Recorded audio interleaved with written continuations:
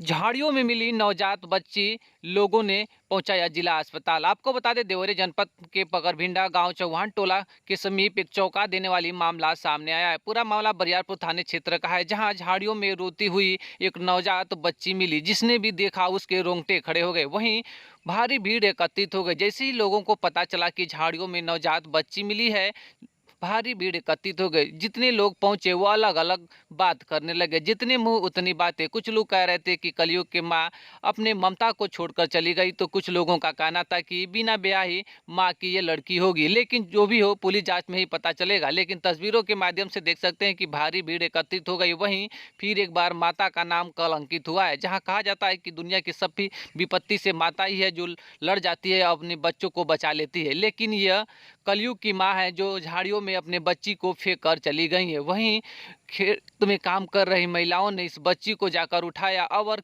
भीड़ के हिस्सा में से किसी ने पुलिस को फोन कर दिया। मौके पर पहुंची पुलिस ने इस बच्चे को लेकर जिला अस्पताल पहुंचाया, जहां बच्ची की देखरेख की जा रही है। लेकिन अभी तक ये नहीं पता चला है कि इस नवजात बच्ची की माँ कौन है और किसने इस झाड़ियों में फेंक कर चली गई है। इस वीडियो के ज़्यादा से ज़्यादा शेयर करें कि लोगों को पता चले कि इसके लिए असली माँ कौन है। हाँ।